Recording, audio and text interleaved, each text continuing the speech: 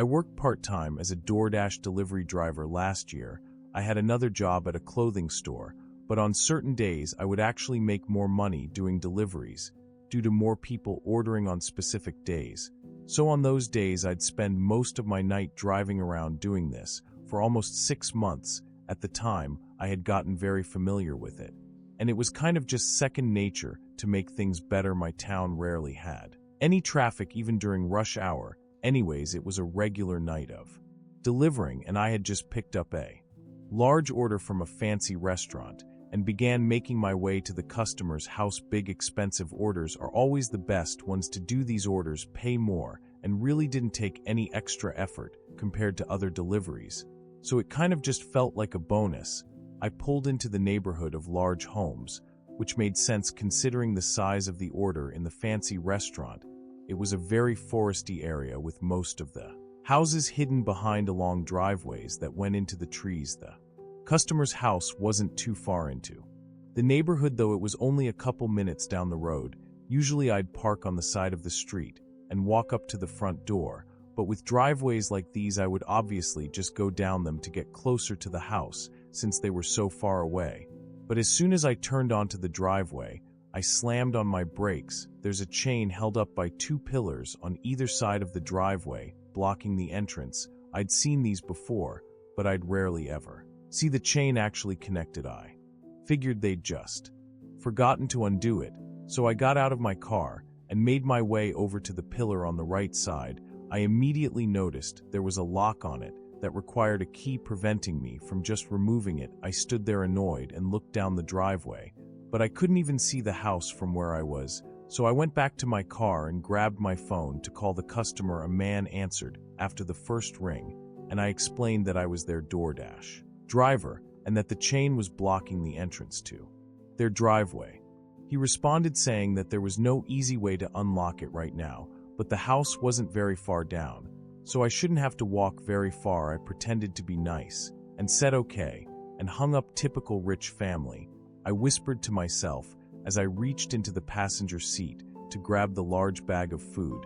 I made sure to lock my car, then walked around the chain and down the path. About a minute into the walk, I started getting a little nervous. It was really dark, and they didn't have any lights on the side of their driveway. I still wasn't able to see the house yet either, which I thought was strange since they had told me that it wasn't a long walk. Then I heard crunching footsteps coming from the dark trees to the left of me. I stopped and stared at the direction they were coming from. As they came closer and closer, I began to make out a figure of a man holding his hand up, as if to say hello. "Who are you?" I asked, trying to hide my shaky voice. The man joined me on the driveway and explained that he was the one I just talked to on the phone.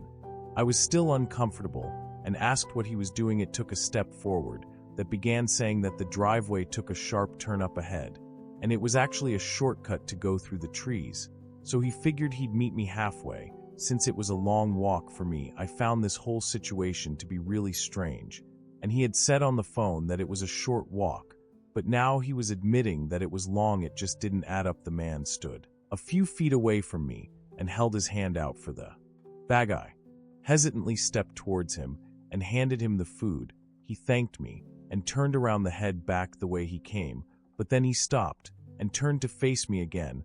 "I forgot to bring your cash tip," he said, looking me in the eyes. Something about the way he said it made me extremely uncomfortable, so I said don't worry about it, and started walking back down the driveway to my car. "It's just a quick walk through here. If you want to come with me, I can drive you back to your car once I give you your tip." I didn't respond and began walking faster down the dark driveway. A few seconds later, I heard leaves crunching as the man walked back into the trees. I was just glad he didn't try to follow me. Once I got back to my car, I drove off quickly and ended my deliveries for the night. When I made it home, I reported it to the police just in case, and an operator said they would send an officer down to talk to the owners of the house. I still get chills thinking about the whole situation, mainly because I got a call a couple hours later from an officer explaining that he talked to the residents living in the house, but they had no idea what he was talking about, as they didn't order anything for delivery. I don't know if the residents were lying or not, but either way it was a very disturbing experience and has made me a lot more cautious when doing deliveries at night. It was a regular night of delivering pizzas around my town, and I was in the middle of heading to probably my 8th or 9th customer of the night. I typically just play music and kind of space out as I drive between the houses and the restaurant, as it can get really boring after a while. But as I made my way down the dark, empty roads, I noticed a couple warning lights on my dashboard suddenly turn on. It was a little alarming, but they weren't anything important. So I continued on. My car was pretty old and had a lot of miles on it, but for the most part it did well, so I figured it must just be a false alarm or something. Unfortunately, though, as I continued down the road, more and more warning lights began to turn on before the check engine light flashed, and eventually my car sputtered to a stop. I'd never had a car break down on me before, so I honestly wasn't too sure what to do. The first thing I did was try the ignition again, just to see if it would start back up, but it was completely dead. I looked around and noticed I was pretty far from anywhere useful. I knew where I was as I'd driven down this road many times before, but the nearest place that would be open at this time was a gas station. That was about a half a mile away, so I called the customer and let them know about my situation, and then I called my work and let them know as well. My manager basically said to not worry about delivering the pizza and to just figure out my car situation and then head home for the night. That actually gave me a bit of relief, knowing that I didn't have to worry about work anymore, but I still wasn't really sure what to do. I ended up calling my brother, who lived about 40 minutes away, but he was the only person that I knew would still be sure what to do. I ended up calling my brother, who lived about 40 minutes away, but he was the only person that I knew would still be awake at this time. He picked up and immediately asked me what was going on. I told him about my situation, and he let out a big sigh, then said he could come and pick me up and drop me off at home. I told him exactly where I was and thanked him, then sat back in my car relieved that I was able to get some help relatively quickly. After a few minutes of waiting, I opened up the box of pizza and took a couple of slices, figuring it would be a waste if I didn't help myself to it. It was actually really dark in the car, since the battery was dead, so I had my phone light on and laid it on the center console so that I could see a bit better. But after about 15 minutes of waiting, I saw a figure appear from down the road walking towards my car. I felt pretty vulnerable in my position, so I turned my phone light off and hoped that when they passed by they wouldn't even notice that I was there. Though once they got a few feet from my car, they slowed down and began looking at my car as if they were inspecting it or something.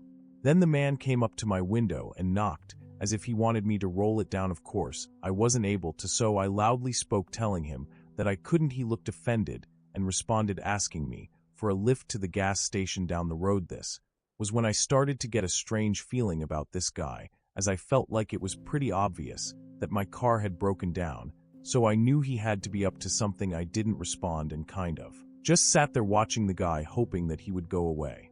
He continued asking for help, though, getting more and more aggressive about it. Then he went silent for a moment before suddenly grabbing the door handle, shaking the whole car. As he tried to open the door, I began panicking, unsure of what to do, so I looked around for something to defend myself with, but all I could find was a small screwdriver in my glove box. At this point, the man started stabbing the window with a small knife.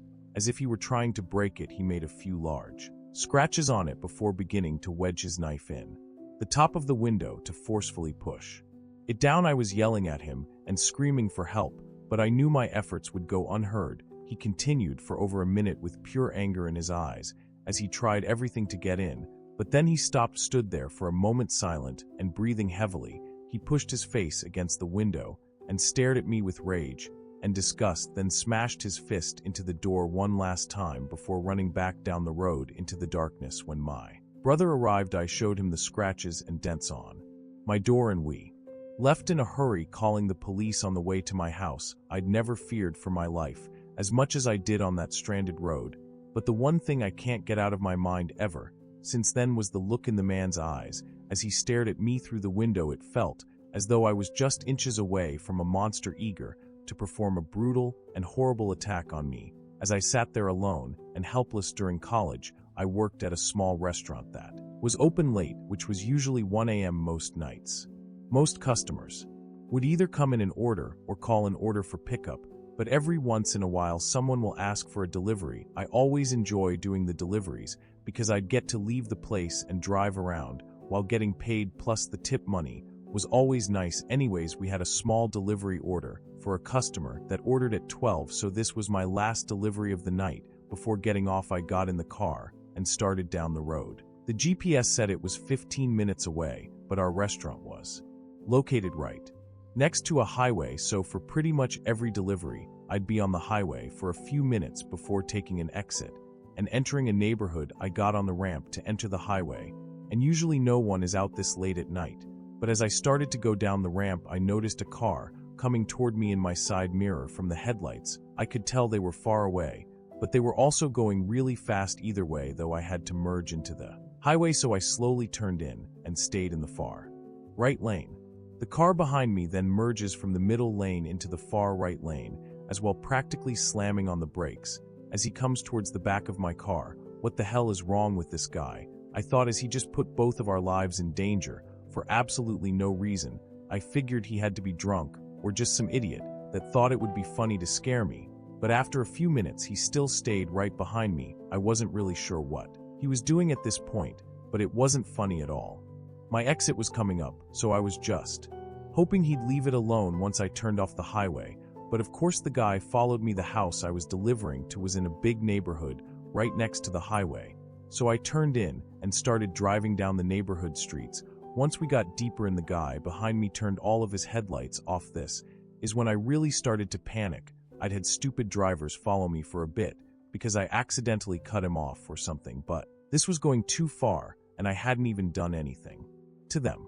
Thankfully, the house was just down the street at this point, so I figured I'd pull into their driveway and try and give the customer to answer the door as quickly as possible so that I wouldn't be alone. I drove my car up the right side of their driveway, which I immediately realized was a bad idea, as the car pulled up right next to mine on the left side of the driveway. Before I could even get out, a man came out of the car swinging his driver door open aggressively. He started yelling at me angrily and waving his hands around, making his way towards my window. This guy sounded completely crazy, and his words were slurred, barely making any sense. I was pretty confident that he was just drunk and wasn't too scared, but then he pulled out a small knife from his pocket and started banging on the window with it. I quickly put my car in reverse and backed out as quick as I could. The man continued to chase my car down the driveway, waving his knife around and screaming. I drove a few blocks down, then pulled over next to a random house and called the customer that I was supposed to deliver to. They picked up immediately and asked me if I was okay. I guess they were watching from their window. I told them I was fine and asked if the guy was still there, but thankfully he had left, and I was able to get them their food. I told my coworkers what had happened when I got back, but none of them believed me. Honestly, I don't blame them though, because it was just a crazy situation and it really didn't make much sense. I'm not sure what that guy wanted, but I know it definitely could have ended much worse than it had.